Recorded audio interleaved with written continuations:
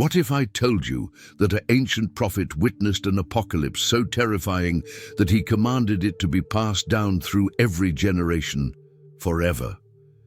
What if I told you that an ancient prophet witnessed an apocalypse so terrifying that he commanded it to be passed down through every generation forever? Joel saw something that made drunk men weep, priests wail through the night, and the very ground itself mourn. But here's what's chilling. Scholars can't even agree on when this happened. No dates, no kings mentioned, just pure, raw prophecy suspended in time. This isn't your typical Bible story. Joel describes an army so devastating that it turns paradise into a wasteland in hours. An invasion where soldiers scale walls like spiders, march without breaking formation, and nothing, absolutely nothing, stops their advance. The sky goes black, mountains tremble, and God himself roars from Jerusalem. But then, just when all hope seems lost, Joel reveals something that will echo through millennia, a promise so radical it will change Christianity forever, an outpouring that breaks every social barrier, a fountain flowing from God's temple that transforms desolation into abundance. Tonight, you'll discover why this mysterious book holds keys to understanding both ancient catastrophe and future hope. Prepare to see Joel as you've never seen before. The word of the Lord came to Joel, son of Pethuel. That's how it all began. Simple, direct, unexpected. Joel wasn't asking for this message. He wasn't prepared for what God was about to show him. But when the Lord speaks, a prophet listens, and what Joel heard would shake an entire nation to its core. In the opening verse of chapter 1, Joel receives his commission, and immediately in verse 2, he understands the weight of what he must do. He calls out to the elders, to every single person living in the land, "Hear this, you elders, give ear, all inhabitants of the land. Has such a thing happened in your days, or in the days of your fathers?" It's a haunting question. Joel isn't talking about something ordinary. He's pointing to an event so catastrophic, so unprecedented, that nobody alive has seen anything like it. Not the elders with their decades of experience and weathered wisdom. Not their fathers who lived through wars and famines. Not even their grandfathers in the stories passed down through generations around evening fires. This is something new, something terrible. Something that will redefine what disaster means for this generation and every generation that follows. Then comes verse 3, and Joel makes a demand that echoes through time. Tell your children of it, and let your children tell their children and their children to another generation. This wasn't meant to be forgotten. Whatever was coming, whatever Joel was about to describe, it had to be remembered. Parents would tell their children. Those children would grow up and tell their own children, and on, through the generations, this story would live. Why? Because some events are too important to let fade into history. Some moments define a people so completely that forgetting them would mean losing a crucial part of their identity. Joel knew this wasn't just a bad harvest or a difficult season. This was something that would mark them forever, a scar on the collective memory of an entire nation. The command is specific. Tell it forward. Don't let it die with you. Make sure the next generation knows. Make sure they understand what happened here, because if they forget, they'll be unprepared when something similar comes again. Memory becomes survival. Story becomes warning. Then Joel describes what's coming, and the image is terrifying in its simplicity. Verse 4 hits like a hammer. What the cutting locust left, the swarming locust has eaten. What the swarming locust left, the hopping locust has eaten. And what the hopping locust left, the destroying locust has eaten. 4 types of locusts, 4 waves of destruction, each one finishing what the last one started.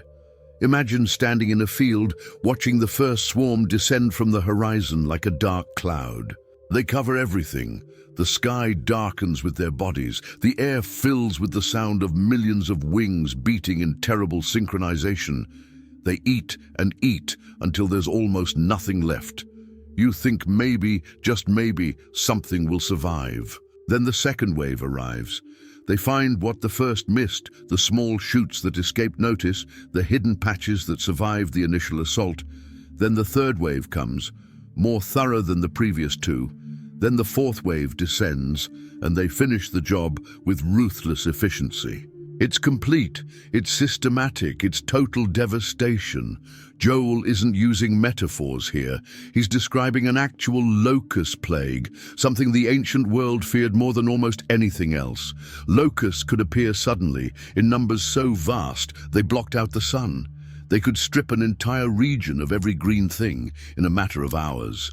Crops, trees, grass, everything edible disappeared into their mouths. A single swarm could contain billions of insects, each one eating its body weight in vegetation every single day. But the way Joel describes it suggests something more than just a natural disaster. Four specific types, coming in succession, each with their own name and their own role in the destruction. The cutting locust, the swarming locust, the hopping locust, the destroying locust. It reads like a military campaign, each battalion assigned its target, each unit executing its orders with precision. The cutting locusts come first, slicing through the crops like knives. Then the swarming locusts arrive in massive formations, covering everything that remains. The hopping locusts follow, bouncing from plant to plant, finishing what the swarmers missed. Finally, the destroying locusts sweep through, eliminating any last trace of green. The land doesn't stand a chance. What survives the first assault falls to the second. What escapes the second dies under the third. By the time the fourth wave finishes its work, there's nothing left. Just bare earth and stripped branches, and the sound of millions of wings moving on to the next target. Joel turns his attention to a specific group of people in verse 5. Awake, you drunkards, and weep and wail, all you drinkers of wine, because of the sweet wine, for it is cut off from your mouth. This is personal now. Joel calls out those who lived for pleasure, who spent their days drinking and their nights in celebration. He tells them to wake up from their drunken stupor and face reality. The party is over, the wine is gone, and it's not coming back. Why focus on drunkards? Because when disaster strikes, those who lived in denial feel it most sharply. These were people who numbed themselves to the world around them, who chose intoxication over awareness. They ignored the warnings. They laughed off concerns about the future. They believed tomorrow would always be like today, full of wine and celebration. Now they have no choice but to be sober, and what they see when the fog clears is devastating. The sweet wine has been cut off from their mouths, not postponed, not delayed, not running low, cut off completely. The grapes are gone, the vines are destroyed. There will be no harvest this year, no wine next season, no vintage to look forward to. The thing they loved most, the thing they built their entire lives around, has been taken away in an instant. Joel commands them to weep and wail. These aren't gentle tears of disappointment. This is the kind of grief that comes from losing everything. The Hebrew word suggests loud lamentation, public displays of anguish, the kind of mourning that can't be hidden or contained. The drunkards, who probably mocked the warnings and laughed at concerns about locusts, now have to confront the consequences of their choices in the harshest possible way. Their source of escape has vanished, and they're left facing a reality they're completely unprepared to handle. No more wine to dull the pain, no more celebrations to distract from responsibility, just empty cups and the bitter taste of regret. In verse 6, Joel reveals something that makes the situation even more terrifying. For a nation has come up against my land, powerful and beyond number. Its teeth are lion's teeth, and it has the fangs of a lioness. Wait, a nation? Joel was just talking about locusts. Now he's talking about an invasion. This is where the book of Joel becomes truly mysterious and layered. Are these actual insects or a foreign army? The answer seems to be both. Joel sees the locusts and describes them as an invading force, a military power that has attacked God's land with strategic precision. The description is chilling. This nation is powerful beyond measure and impossible to count. You can't negotiate with them. You can't reason with them. You can't bribe them or appeal to their mercy. They have no king to bargain with, no general to convince. They're coming, and nothing will stop them.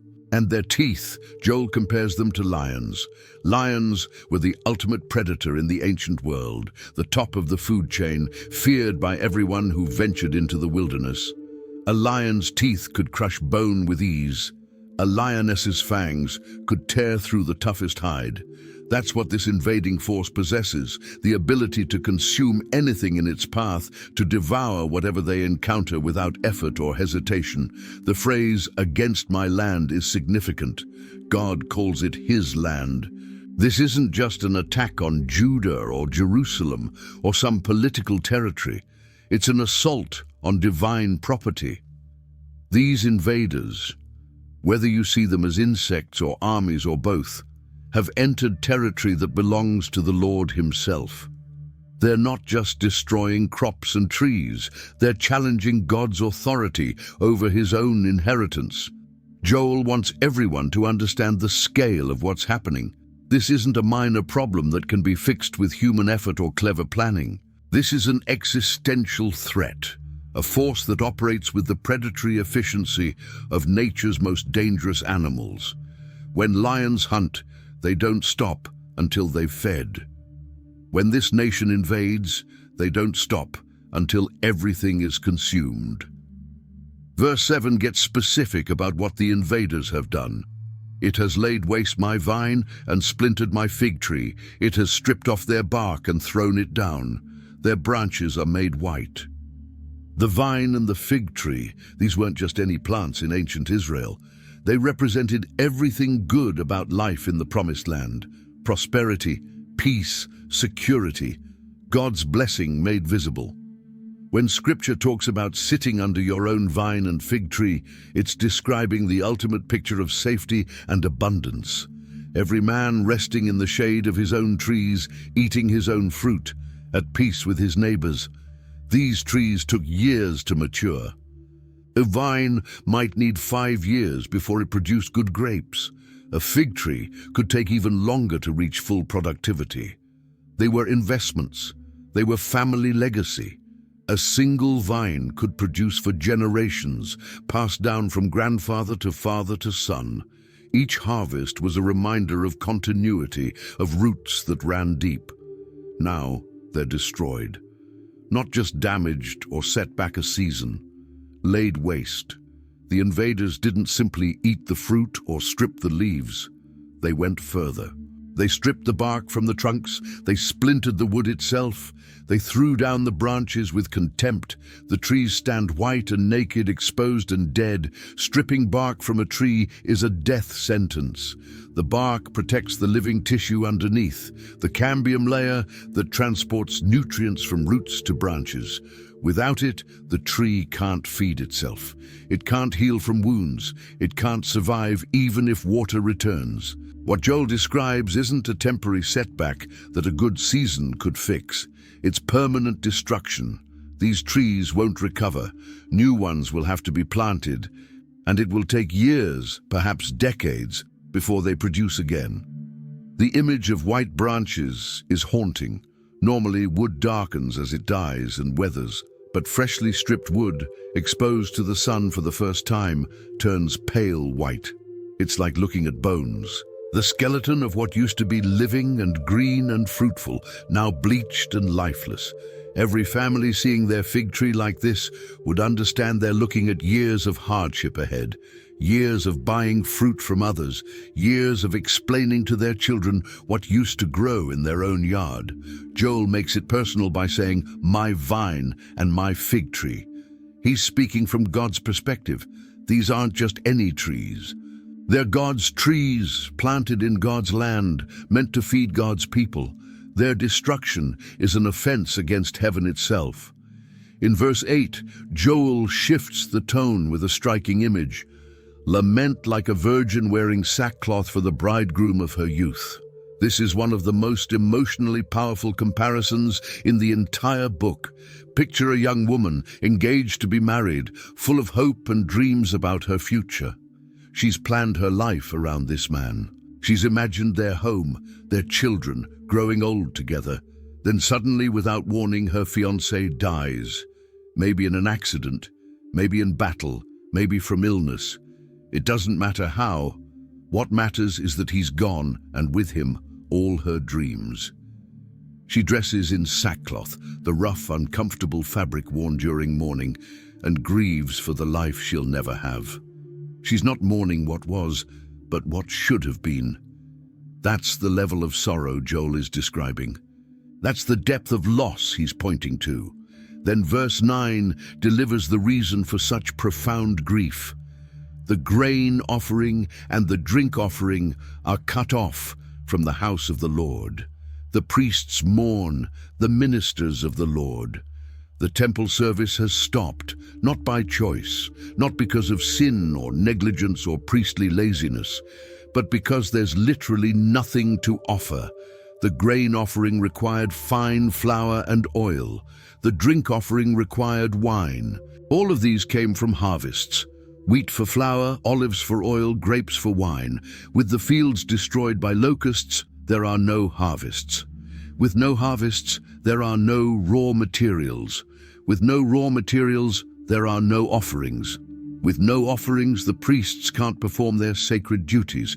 The priests are mourning because their entire purpose has been taken away. They were called by God to serve in the temple, to facilitate the connection between heaven and earth through sacrifice and offering. They trained for this. They dedicated their lives to this. Their family lines were chosen for this specific role. Now they stand in front of empty altars with nothing in their hands, nothing to burn, nothing to pour out, nothing to present to God on behalf of the people. They want to serve. They want to offer. They want to fulfill their calling. But the locusts have made it impossible. Through no fault of their own, through no failure of devotion or dedication, they're prevented from doing what God commanded them to do. This isn't just about ritual or religious ceremony. The offerings represented the people's gratitude, their repentance, their worship, their connection to the divine. They were the physical expression of a spiritual relationship. When the offerings stop, it's like the conversation between heaven and earth goes silent. The priests feel this absence deeply. They're supposed to be the mediators, the bridge between God and his people, and now they're helpless, unable to function, reduced to mourning what they cannot fix. Joel expands the picture of devastation in verses 10 and 11. The fields are destroyed, the ground mourns, for the grain is destroyed, the wine dries up, the oil fails. Be ashamed, O tillers of the soil, wail, O vine dressers, for the wheat and the barley, because the harvest of the field has perished. The fields are destroyed, not struggling to produce, not yielding less than usual, destroyed completely. The ground itself mourns. Joel personifies the earth as if the soil has feelings, as if the land is in grief over what's happened to it. The ground that should be producing life is instead lamenting death. The grain is destroyed. The wine has dried up. The oil has failed. These three things, grain, wine, and oil, were the foundation of life in ancient Israel. They weren't luxuries, they were necessities. Grain made bread, the staple food that kept everyone alive. Wine provided calories, trade value, and was essential for celebrations and religious ceremonies. Oil was used for cooking, lighting lamps, anointing, and as a base for medicines. Without these three, society couldn't function normally. The farmers are ashamed. Think about what that means. These men worked hard. They prepared the soil properly. They planted at the right time according to generations of agricultural wisdom. They did everything correctly. Everything their fathers taught them, everything experience said would lead to a good harvest. But through no fault of their own, they're staring at total crop failure. Their expertise means nothing. Their effort counts for nothing. The shame isn't about moral failing. It's the crushing embarrassment of being unable to provide, of watching your family go hungry despite your best efforts. The vine dressers wail. These are the specialists who spent their entire lives learning how to cultivate grapes and care for vines. It wasn't simple work. Vines required constant attention, careful pruning, protection from pests and disease. A good vine dresser could make the difference between an average vintage and an exceptional one. Their knowledge was valuable, respected, passed down as carefully as any inheritance. Now that knowledge is useless. The vines are dead. Their skill can't bring them back. The wheat and the barley have both failed. Wheat was the preferred grain, used for the finest bread. Barley was hardier, cheaper, but still essential for feeding both people and animals. When both crops fail simultaneously, you know the disaster is complete. There's no backup. There's no alternative. The harvest of the field has perished. Verse 12 continues the catalogue of destruction. The vine dries up, the fig tree languishes. Pomegranate, palm, and apple, all the trees of the field are dried up, and gladness dries up from the children of man. Every type of fruit tree is listed. Vines, which should be green and laden with clusters of grapes. Figs, which should be swelling with sweet fruit. Pomegranates, with their jewel-like seeds. Palms, providing dates and shade. Apples, crisp and refreshing. Every single tree in the field has dried up.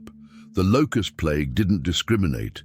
It didn't skip certain species or spare particular orchards. Everything green became brown. Everything living became dead. Everything fruitful became barren. And then comes the most devastating observation in the entire passage. Gladness itself has dried up from the children of man. Joy is gone. Happiness has evaporated like water in the desert sun. When everything you depend on disappears, when your food is gone and your future is uncertain and your children are hungry, gladness becomes impossible. It's not just that people feel sad, it's that the capacity for joy has been removed from their lives entirely. The people aren't just hungry. They're hopeless. They're not just facing hardship, they're facing a future without light, without celebration, without any reason to smile. Gladness has dried up, just like the vines and the trees and the grain. It's been consumed by the locusts along with everything else. Joel moves from description to prescription in verse 13. Put on sackcloth and lament, O priests. Wail, O ministers of the altar. Go in, pass the night in sackcloth, O ministers of my God, because grain offering and drink offering are withheld from the house of your God. He calls the priests to action. Put on sackcloth, dress in the uncomfortable fabric of mourning. Lament, express your grief audibly and visibly. Wail, don't hold back the depth of your sorrow, and don't just feel bad during the day and go home at night to your comfortable beds. Stay in the temple. Pass the night in sackcloth. Sleep in your mourning clothes if you sleep at all. Let your grief be constant and visible and unrelenting. The priests are supposed to lead the people in worship. Now they must lead them in mourning. They must model the appropriate response to this crisis, showing everyone else how serious the situation has become. The reason is stated clearly. The offerings are withheld from God's house, not forgotten, not neglected, not deliberately held back. Withheld by circumstances beyond anyone's control. God deserves these offerings. He commanded them. He established the system, and the priests are grieving that they can't provide what He requires, even though they desperately want to. Verse 14 escalates the response dramatically. Consecrate a fast, call a solemn assembly, gather the elders and all the inhabitants of the land to the house of the Lord your God, and cry out to the Lord. This isn't individual prayer time anymore. Joel calls for a national sacred gathering. Consecrate a fast, set apart a specific time when no one eats. Make it official, make it holy. Not just people choosing to skip a meal, but an organized community-wide commitment to hunger as a form of prayer. Call a solemn assembly, bring everyone together in the most serious way possible. This isn't a festival, this isn't a celebration. This is a gathering marked by gravity and weight, and the recognition that something must change or everyone will perish. Gather the elders first, the leaders, the people with wisdom and authority, the ones who make decisions. But don't stop there. Gather all the inhabitants of the land. Everyone needs to be there, young and old, rich and poor, influential and insignificant. This crisis affects everyone, so everyone must participate in seeking God's intervention. Where should they gather? At the house of the Lord, the temple, the place where heaven and earth meet, where God has chosen to put his name, where his presence dwells. If you're going to cry out to God, do it at his house. Come to where he is. And what should they do when they gather? Cry out to the Lord, not polite prayers, not quiet, dignified requests. Cry out, raise your voices, shout if necessary. Let God hear the desperation in your hearts, the fear in your voices, the urgency of your need. Verse 15 adds weight and urgency to the call. Alas for the day of the Lord is near, and as destruction from the Almighty it comes. Joel introduces a phrase that will become central to his entire message, the day of the Lord. This isn't just about locusts anymore. This is about divine judgment, about God himself acting in history with power and purpose. The day of the Lord is near, and it's coming like destruction from the Almighty. The locust plague is a sign, a warning, a preview of something even greater and more terrifying. The word Almighty in Hebrew is Shaddai, a name emphasizing God's absolute power and sovereignty. Destruction is coming from the one who has all power, who cannot be resisted, who does whatever he pleases. If the locusts were devastating, what will the full expression of God's judgment look like? Verses 16 through 18 paint a comprehensive picture of agricultural and economic collapse. Is not the food cut off before our eyes, joy and gladness from the house of our God? The seed shrivels under the clods, the storehouses are desolate, the granaries are torn down because the grain has dried up. How the beasts groan! The herds of cattle are perplexed because there is no pasture for them, even the flocks of sheep suffer. The food is gone before their eyes. They're watching it disappear in real time, helpless to stop the process. Joy and gladness have left God's house. The place that should be full of singing and celebration and worship is now silent and empty, marked by grief instead of praise. The seed, which should be sprouting in the ground, sending up green shoots, promising future harvests, shrivels under the clods of dirt. Even the potential for future food is dying. The storehouses, which should be full of grain from previous harvests, stand desolate, empty, useless. The granaries are actually being torn down. Why maintain buildings when there's nothing to store and no prospect of having anything to store? Even the animals suffer under this catastrophe. The cattle groan, a low, mournful sound that expresses their hunger and confusion. They're perplexed, a surprisingly human emotion attributed to beasts. They don't understand why there's no pasture, why the fields that used to provide food are now bare and brown. The sheep suffer too, unable to find grazing land, growing thin and weak.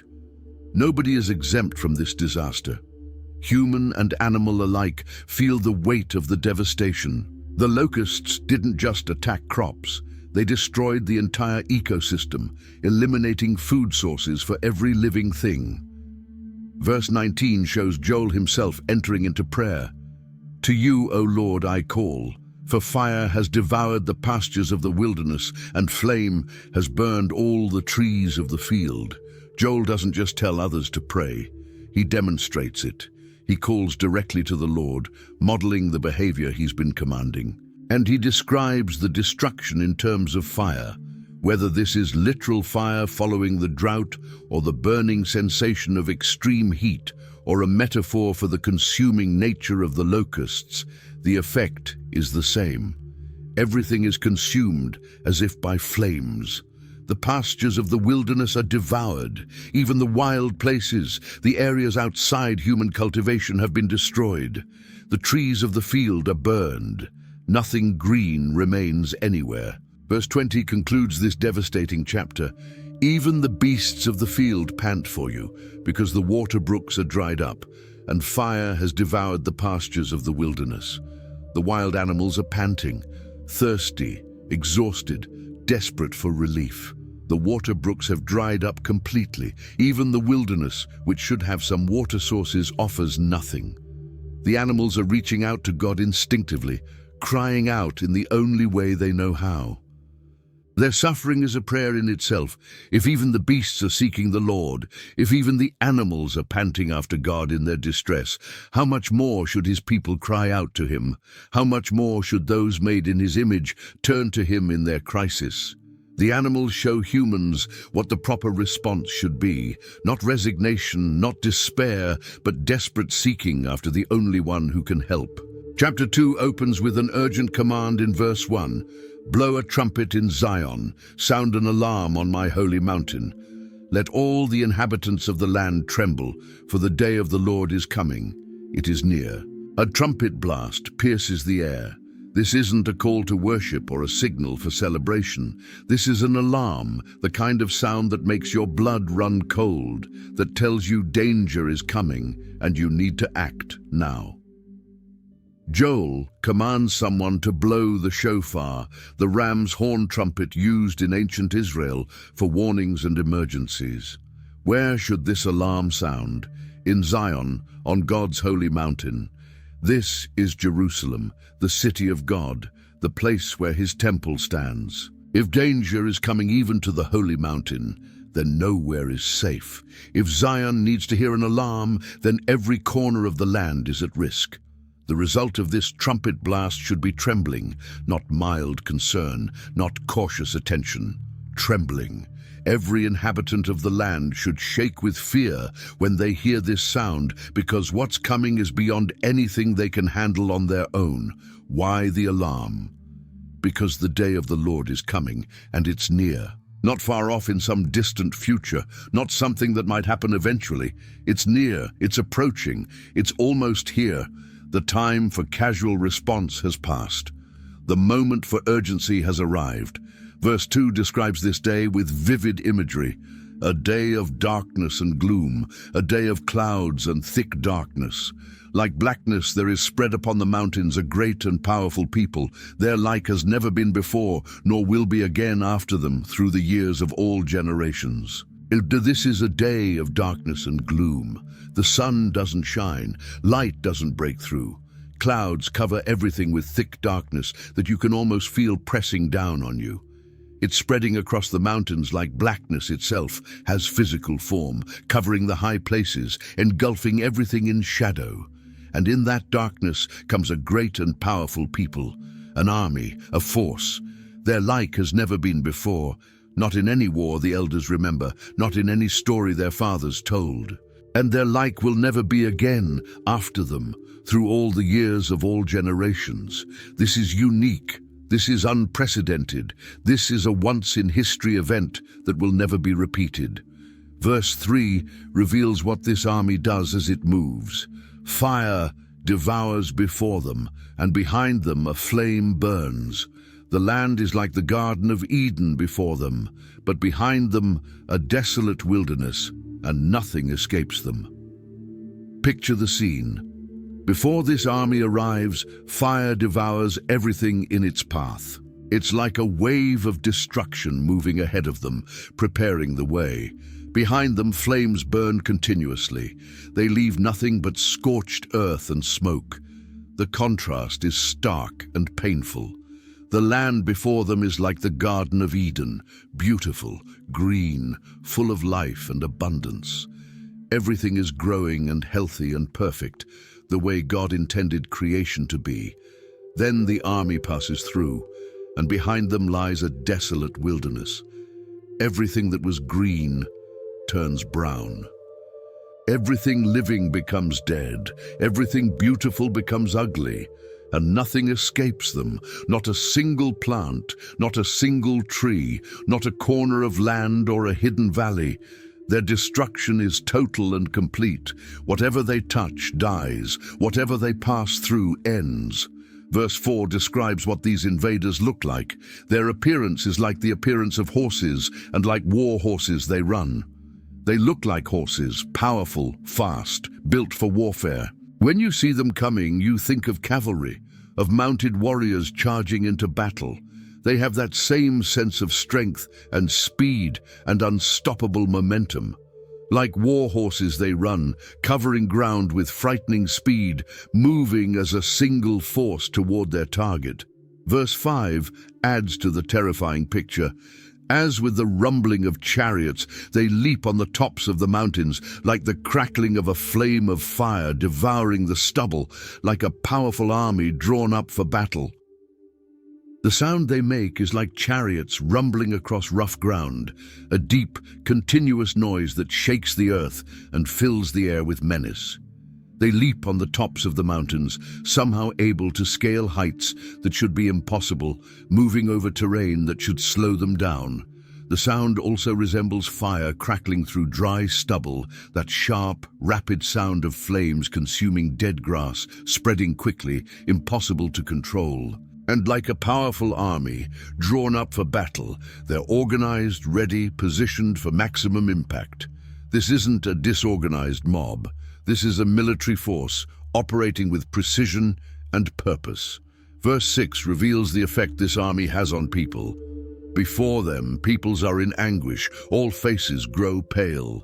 When people see this army approaching, they don't just feel afraid. They're in anguish, deep, gut-wrenching terror that goes beyond normal fear. All faces grow pale as the blood drains away. The physical reaction to extreme fear shows on every face. Courage disappears, confidence evaporates. What remains is pure dread. Verse 7 describes how this army moves. Like warriors they charge, like soldiers they scale the wall. They march each on his way. They do not swerve from their paths. Like warriors they charge, with the aggression and fearlessness of trained soldiers who know no hesitation. Like soldiers they scale the wall, climbing fortifications that should keep them out, overcoming defenses that should stop them. Every barrier proves useless. Every wall becomes just another obstacle to conquer. They march each on his way. Every individual knows exactly where to go and what to do. They do not swerve from their paths. No distraction pulls them off course. No obstacle makes them change direction. They move forward in straight lines, each one locked onto their objective, utterly focused on their mission. Verse 8 continues describing their perfect coordination. They do not jostle one another. Each marches in his path. They burst through the weapons and are not halted. They do not jostle one another, even though there are countless thousands of them. They never bump into each other or interfere with each other's movement. Each marches in his path with absolute precision. It's like watching a perfectly choreographed dance, except this dance brings destruction instead of beauty. They burst through the weapons, swords, spears, arrows, whatever defenders throw at them makes no difference. They're not halted. They don't slow down. They don't retreat, they don't even pause. The weapons that should stop any army pass through them or bounce off them or simply fail to have any effect. Verse 9 shows how they penetrate every defense. They leap upon the city, they run upon the walls, they climb up into the houses, they enter through the windows like a thief. They leap upon the city, attacking from every angle simultaneously. They run upon the walls. The very fortifications built to protect the inhabitants become highways for the invaders. They climb up into the houses. Private homes offer no sanctuary. They enter through the windows like a thief, coming in through openings that seem too small, arriving when you least expect them, taking what isn't theirs. The comparison to a thief is chilling. Thieves come at night, in silence when you're vulnerable. They don't announce themselves. They don't give warning. You wake up and they're already in your house.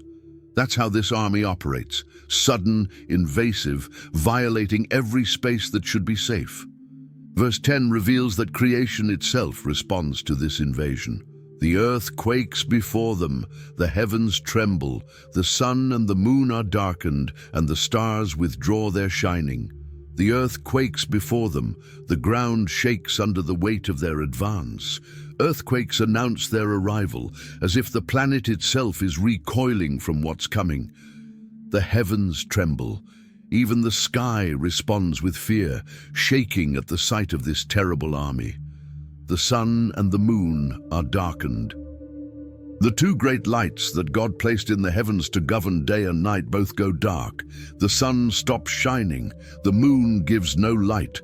Whether this is literal astronomical darkness or the result of clouds and smoke so thick they block all light, the effect is the same: total darkness in the middle of what should be day. The stars withdraw their shining. Even the distant lights in the night sky pull back, as if hiding from what's happening on Earth. The entire created order, earth, heaven, sun, moon, stars, all respond to this invasion with signs of cosmic disturbance. This isn't just an earthly event. This is something that touches the fabric of creation itself. Verse 11 makes clear who's behind this terrifying army. The Lord utters his voice before his army, for his camp is exceedingly great. He who executes his word is powerful. For the day of the Lord is great and very awesome. Who can endure it? The Lord utters his voice before his army. This isn't an enemy attacking God's people despite his protection. This is God himself leading an army in judgment. The voice of the Lord goes before them like thunder, announcing their advance, proclaiming their mission. His camp is exceedingly great. The numbers are beyond counting, beyond imagination. Try to picture an army so vast you can't see where it begins or ends, so numerous that counting them would be impossible. That's God's camp, and he commands every single member of it. He who executes his word is powerful. The one carrying out God's commands has the strength to do whatever is necessary. There's no resistance strong enough to stop them, no defense adequate to hold them back. When God speaks a word of judgment, the power to execute that word is guaranteed. Then comes the question that echoes through the ages. For the day of the Lord is great and very awesome. Who can endure it? Who can stand when God acts in judgment? Who has the strength to survive when the Almighty turns his face toward you in anger? Who can endure the day when heaven and earth shake, when armies beyond number advance with divine authority, when darkness covers the sun and the ground trembles beneath your feet?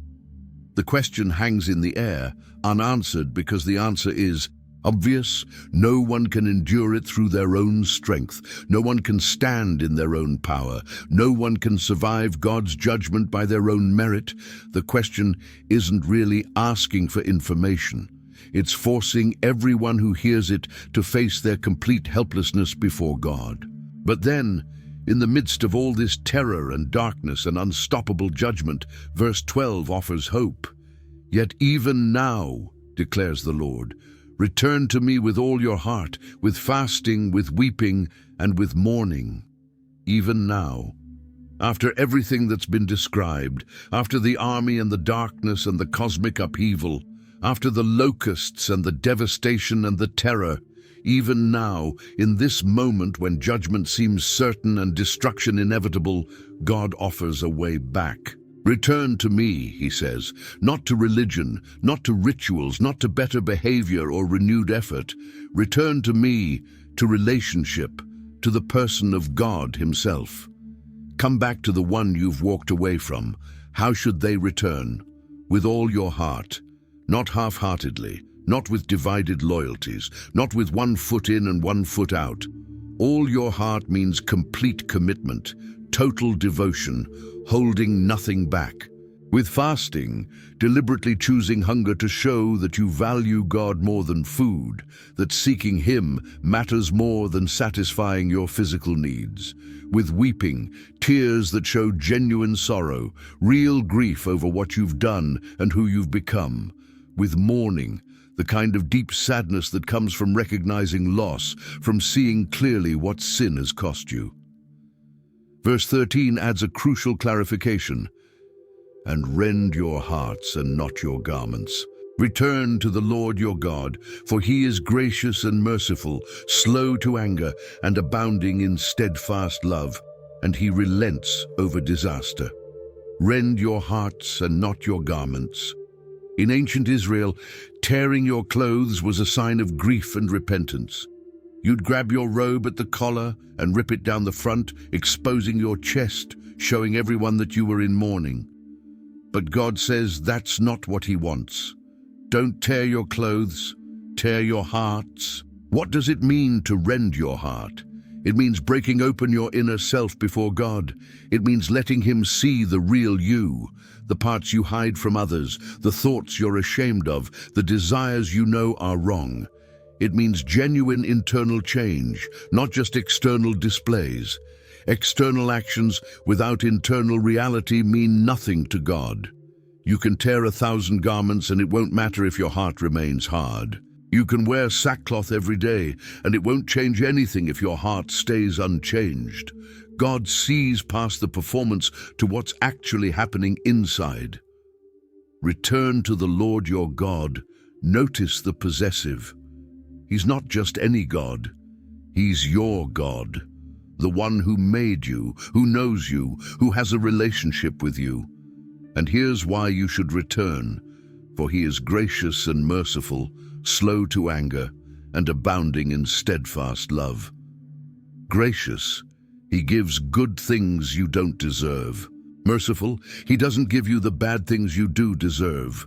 Slow to anger, He doesn't explode at the first offense or punish immediately. He's patient, giving time for change. Abounding in steadfast love. His love isn't a trickle or a small stream.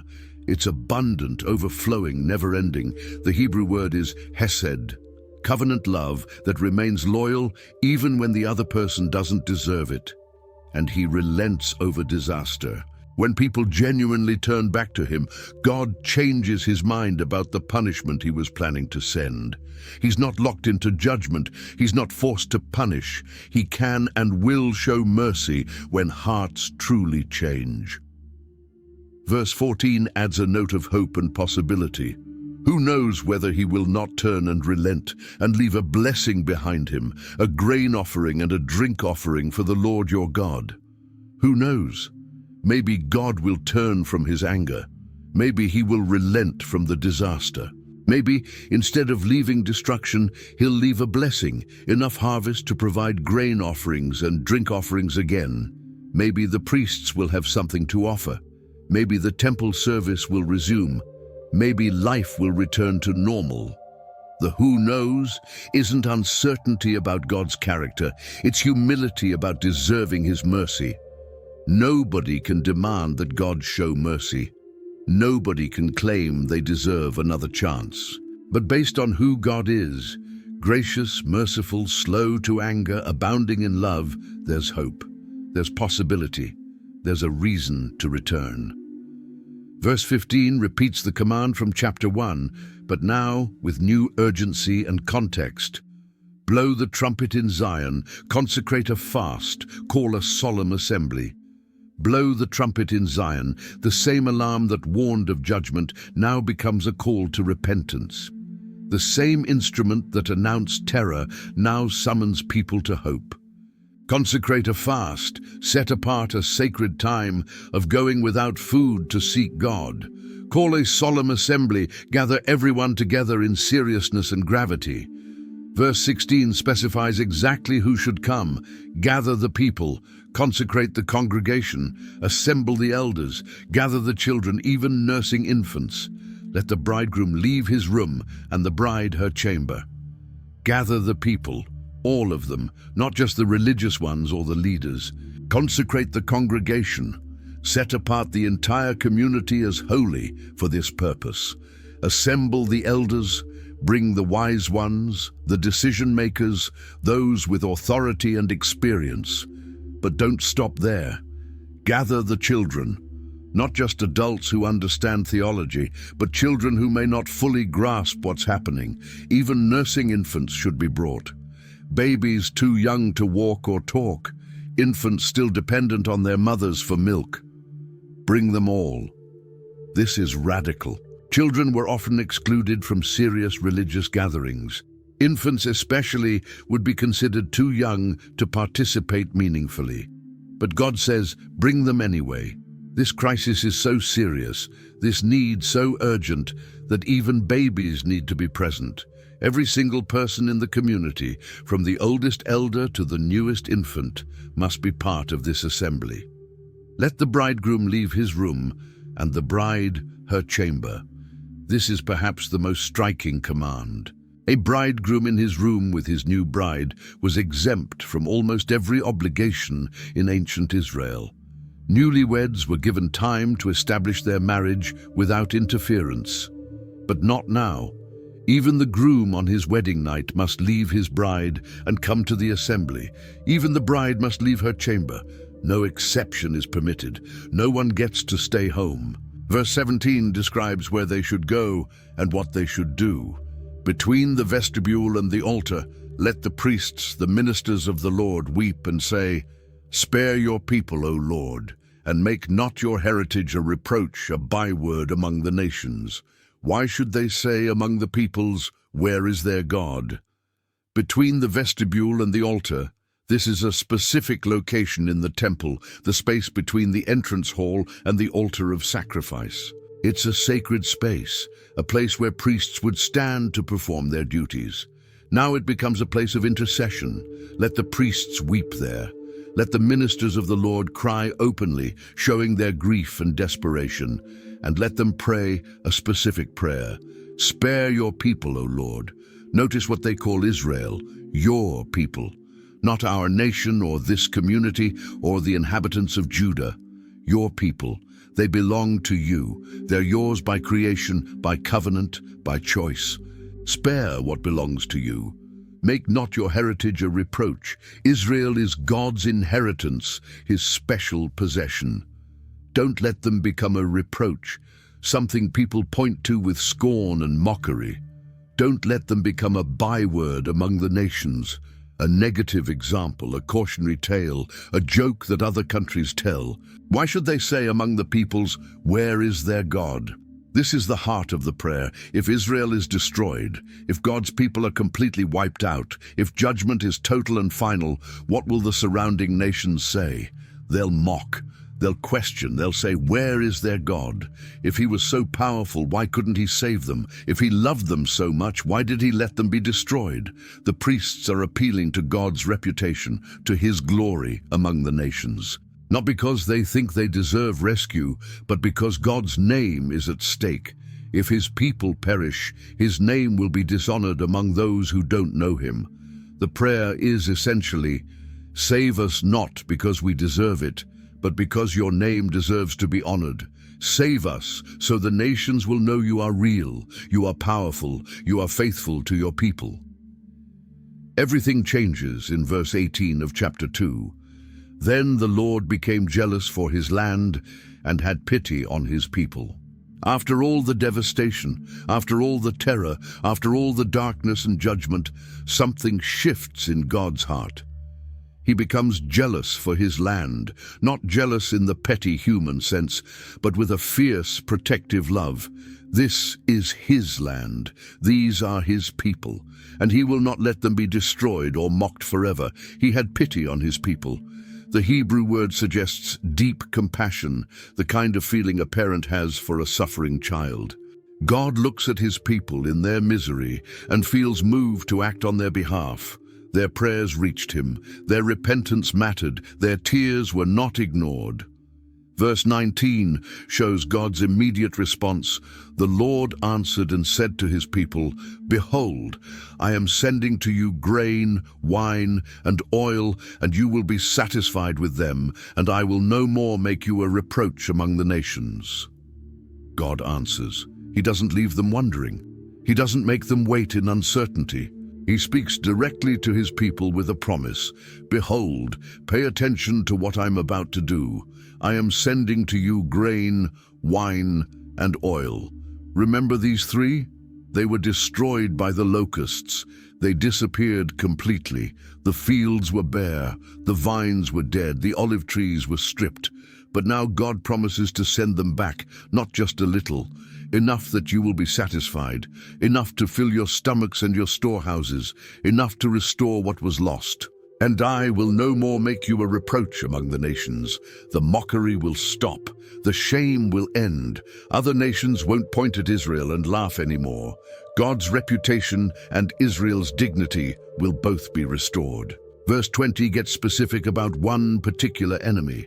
I will remove the northerner far from you and drive him into a parched and desolate land, his vanguard into the eastern sea and his rearguard into the western sea. His stench and foul smell will rise, for he has done great things. The northerner, this mysterious invader, whether understood as locusts or a foreign army or both, will be removed far away. God will drive him into a parched and desolate land, splitting the army in two. The front part goes into the eastern sea, the Dead Sea. The rear part goes into the western sea, the Mediterranean. The entire force is scattered and destroyed. His stench and foul smell will rise. The bodies of dead locusts or dead soldiers will rot, creating a terrible odor that reminds everyone of what happened. Why does God destroy them so completely? Because he has done great things, great terrible things, great destructive things. The damage was enormous, and the punishment matches the crime. Verse 21 shifts to a direct command to the land itself. Fear not, O land. Be glad and rejoice, for the Lord has done great things. The land is personified, spoken to, as if it has ears to hear and a heart to feel. Fear not, don't be afraid anymore. The danger has passed, the threat is removed. Be glad and rejoice. Emotions that seemed impossible during the devastation now become commands. Choose joy, embrace gladness. Why? Because the Lord has done great things. The same phrase used for the destroyer's actions is now used for God's restoration.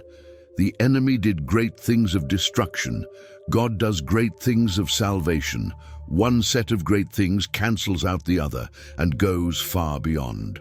Verse 22 continues speaking to creation. Fear not, you beasts of the field, for the pastures of the wilderness are green. The tree bears its fruit. The fig tree and vine give their full yield. The animals are addressed directly. Fear not, you beasts of the field. You were suffering, groaning, panting for water. You couldn't find food. You didn't understand what was happening. But now you can stop being afraid. The pastures of the wilderness are green again. Grass is growing. Food is available. You won't starve anymore. The tree bears its fruit. The trees that were stripped and splintered are producing again. The fig tree and vine give their full yield. Not a partial recovery, not a struggling comeback, but full yield. Maximum production, abundant harvest. Everything is not just surviving but thriving. Verse 23 turns to the people. Be glad, O children of Zion, and rejoice in the Lord your God, for he has given the early rain for your vindication. He has poured down for you abundant rain, the early and the latter rain as before. Be glad, O children of Zion. This is addressed to the people of Jerusalem, to those who belong to God's holy city. Rejoice in the Lord your God, not just in the restoration itself, but in the one who restored. Not just in the rain, but in the God who sends rain. Your joy should be in him. Why rejoice? Because he has given the early rain for your vindication. The early rain was crucial in ancient Israel. It came in autumn, softening the ground so seeds could be planted. Without it, farming couldn't begin. God sends it now as vindication, as proof that he has turned back to his people, as evidence that their repentance was accepted. He has poured down for you abundant rain, not a drizzle, not scattered showers. Abundant rain, heavy, soaking, more than enough. The early and the latter rain as before. The early rain in autumn, the latter rain in spring before harvest. Both seasons of rain restored to their proper times and proper amounts, just like it was before the disaster. Verse 24 describes the result. The threshing floors shall be full of grain, the vats shall overflow with wine and oil. The threshing floors, the places where grain is separated from chaff after harvest, will be full, not partially filled, not adequately supplied. Full, completely full of grain, with piles so large there's barely room for the workers. The vats shall overflow with wine and oil. Vats are the large containers where crushed grapes are collected, where pressed olives yield their oil. They're designed to hold a lot. But the harvest will be so abundant that even these large containers overflow. There's more than they can contain. Excess becomes the new normal. Verse 25 makes an incredible promise. I will restore to you the years that the swarming locust has eaten, the hopper, the destroyer, and the cutter, my great army, which I sent among you. I will restore to you the years, not just the crops, not just this season's harvest, the years, plural, multiple years of loss and devastation. Every year the locust destroyed, God will somehow give back. Time itself will be redeemed. Lost seasons will be recovered. That the swarming locust has eaten, the hopper, the destroyer, and the cutter. All 4 types of locusts mentioned back in chapter 1 are listed again. Every wave of destruction is acknowledged. Every phase of devastation is remembered. God isn't ignoring what happened or pretending it wasn't so bad. He sees the full extent of the damage. My great army, which I sent among you, God takes responsibility. These weren't random natural disasters beyond his control. They were his army, sent by him, carrying out his judgment. But now the same God who sent judgment promises restoration that goes beyond anything they lost. How do you restore years? How do you give back time? Through abundance so great it makes up for every lack. Through harvests so large they equal multiple normal years. Through blessings so intense it feels like you're living several good years compressed into one. Verse 26 continues, You shall eat in plenty and be satisfied, and praise the name of the Lord your God, who has dealt wondrously with you, and my people shall never again be put to shame. You shall eat in plenty and be satisfied. Remember the hunger during the locust plague, gone. Remember the empty stomachs and worried faces, replaced with satisfaction. You'll eat until you're full, and there will still be more. Plenty becomes the defining characteristic of life after restoration. And praise the name of the Lord your God, who has dealt wondrously with you. When you're full and satisfied and blessed, don't forget who did this. Praise his name. Acknowledge his work. Tell everyone about the wonders he performed. The God who dealt wondrously in judgment now deals wondrously in restoration, and my people shall never again be put to shame. This promise appears twice in this section, emphasizing its importance. The shame is over. The reproach is finished. The humiliation ends. From now on, God's people will stand with dignity because their God has proven faithful. Verse 27 makes a profound declaration. You shall know that I am in the midst of Israel, and that I am the Lord your God, and there is none else. And my people shall never again be put to shame. You shall know. This isn't just intellectual understanding. This is experiential knowledge, the kind that comes from seeing and touching and living through something. You shall know that I am in the midst of Israel. God isn't distant. He isn't watching from far away. He's in the midst, right in the center, present among his people, living with them. And that I am the Lord your God, the covenant name, the personal name, Yahweh. Not just a God, but the Lord. Not just any Lord, but your God. The relationship is specific and personal, and there is none else. He's unique. No other God compares. No other power matters. He alone is God. The promise of no more shame is repeated, and my people shall never again be put to shame. Repetition in Hebrew poetry emphasizes importance.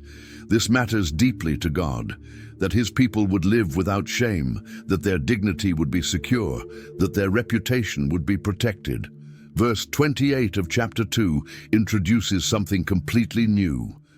And it shall come to pass afterward that I will pour out my spirit on all flesh. Your sons and your daughters shall prophesy, your old men shall dream dreams, and your young men shall see visions.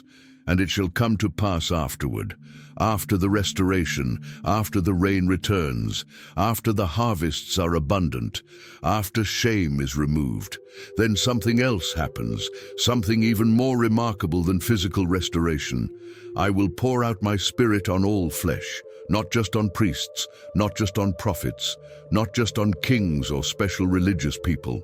On all flesh, everyone, regardless of position or status or background, God's Spirit, which had previously been given selectively to specific individuals for specific tasks, will now be poured out like water, abundantly and universally.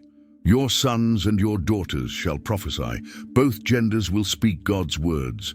This breaks the normal pattern where prophets were almost always men. Now daughters will prophesy alongside sons, speaking divine truth with divine authority. Your old men shall dream dreams, and your young men shall see visions. Age won't matter. Old men, who in that culture were respected for wisdom, but often seen as past their prime for spiritual experiences, will dream dreams, receiving revelation from God during sleep. Young men, full of energy, but often dismissed as inexperienced, will see visions, receiving revelation while awake. Verse 29 continues this revolutionary promise, even on the male and female servants. In those days I will pour out my Spirit, even on the male and female servants, even on slaves, even on those at the bottom of the social ladder, those with no status or power or influence. In those days I will pour out my Spirit on them too. Social class doesn't limit God's Spirit. Economic status doesn't determine spiritual access.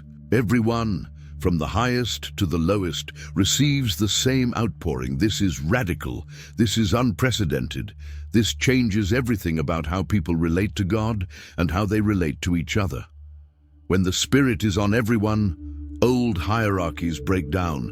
When servants prophesy like masters, when daughters speak like sons, when young and old both receive visions and dreams, society transforms. Verse 30 shifts to future warning.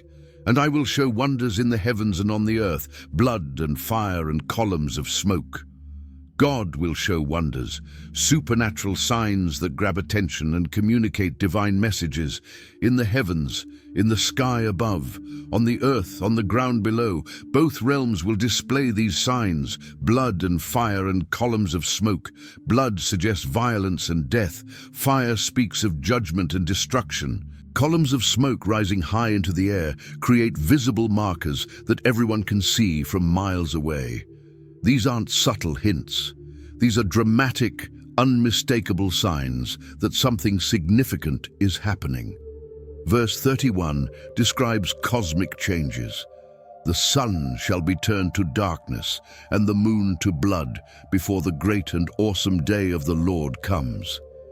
The sun shall be turned to darkness. The source of light and life goes dark, creating terror and confusion. The moon to blood, appearing red, perhaps from smoke or atmospheric conditions, looking like it's covered in blood. These cosmic signs happen before the great and awesome day of the Lord comes. They're warnings, advance notices that the final day of judgment is approaching. Verse 32 offers hope in the midst of these terrifying signs. And it shall come to pass that everyone who calls on the name of the Lord shall be saved.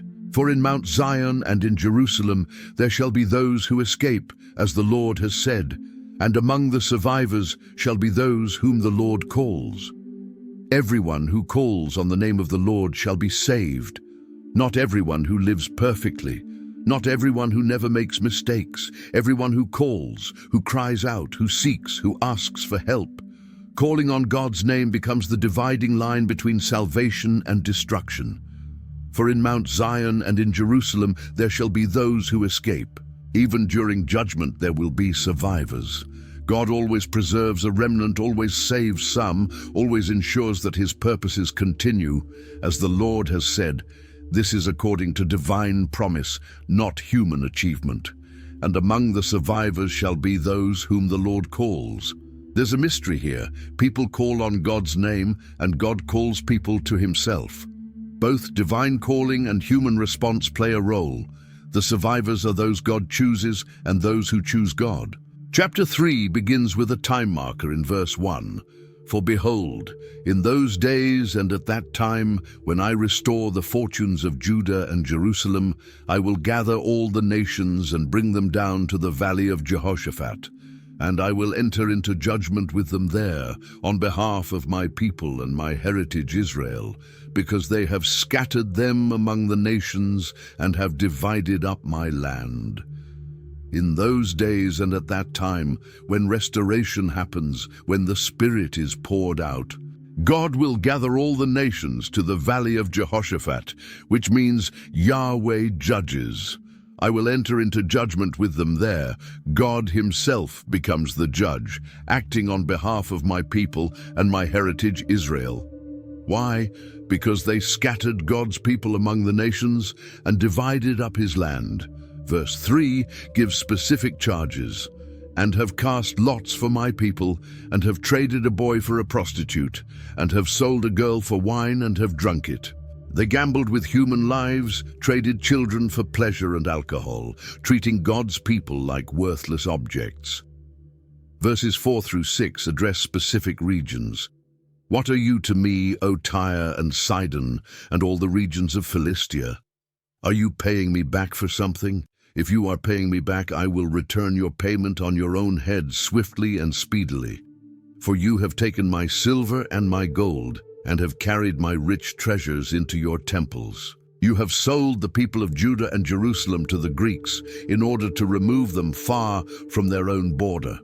God confronts the coastal nations who stole his treasures, placed them in false temples, and sold his people as slaves to distant lands. Verses 7 and 8 promise reversal. Behold, I will stir them up from the place to which you have sold them, and I will return your payment on your own head. I will sell your sons and your daughters into the hand of the people of Judah, and they will sell them to the Sabeans, to a nation far away, for the Lord has spoken. What they did to others comes back to them completely. Verse 9 issues a challenge. Proclaim this among the nations, consecrate for war, stir up the mighty men, let all the men of war draw near, let them come up. God tells the nations to prepare for battle, to gather their strongest warriors. Verse 10 gives ironic instructions. Beat your plowshares into swords, and your pruning hooks into spears. Let the weak say, I am a warrior. Turn farming tools into weapons. Even the weak should claim to be fighters. God wants everyone there to demonstrate how powerless human military might is against him. Verses 11 and 12 continue. Hasten and come, all you surrounding nations, and gather yourselves there. Bring down your warriors, O Lord. Let the nations stir themselves up and come up to the valley of Jehoshaphat, for there I will sit to judge all the surrounding nations. God will be seated as judge, while every nation stands before him. Verse 13 uses harvest imagery. Put in the sickle, for the harvest is ripe. Go in, tread, for the winepress is full. The vats overflow, for their evil is great. Judgment day has arrived. The harvest of human evil is ready to be reaped like grapes crushed in a winepress. Verse 14 paints the scene. Multitudes, multitudes, in the valley of decision. For the day of the Lord is near in the valley of decision. Countless people gather where God will pronounce his verdict. Verse 15 repeats the cosmic signs. The sun and the moon are darkened, and the stars withdraw their shining. Heaven responds as judgment falls. Verse 16 contrasts terror and safety. The Lord roars from Zion and utters his voice from Jerusalem, and the heavens and the earth quake. But the Lord is a refuge to his people, a stronghold to the people of Israel. God's voice terrifies enemies, but protects his own. Verse 17 secures Jerusalem. So you shall know that I am the Lord your God, who dwells in Zion, my holy mountain. And Jerusalem shall be holy, and strangers shall never again pass through it. The city becomes permanently protected. Verse 18 describes abundant blessing. And in that day the mountains shall drip sweet wine, and the hills shall flow with milk, and all the stream beds of Judah shall flow with water, and a fountain shall come forth from the house of the Lord and water the valley of Shittim. Wine flows from mountains, milk from hills, water from everywhere, and a fountain springs from God's temple. Verse 19 pronounces judgment. Egypt shall become a desolation, and Edom a desolate wilderness, for the violence done to the people of Judah, because they have shed innocent blood in their land. Nations that harmed God's people become wastelands. Verse 20 contrasts Judah's future. But Judah shall be inhabited forever, and Jerusalem to all generations. While enemies fall, God's people endure eternally. Verse 21 concludes, I will avenge their blood. Blood I have not avenged, for the Lord dwells in Zion. God will settle every account, address every injustice. The book ends with the ultimate reality. The Lord dwells in Zion. Because God lives among his people, justice will be done, safety is guaranteed, and heaven touches earth. If this journey through Joel opened your eyes to something new, if you saw this ancient prophecy in a way you've never seen before, then subscribe to this channel so you won't miss our next biblical deep dive. Hit that notification bell to stay updated with more stories that bring Scripture to life in fresh, compelling ways. And don't keep this to yourself. Share this video with someone who needs to hear Joel's message. Whether they're facing their own devastation or searching for hope in dark times, Joel's words speak powerfully to every generation. Share it with your Bible study group, your friends, your family. Let's spread these ancient truths together. Thank you for watching. Until next time, may you know that the Lord dwells among his people.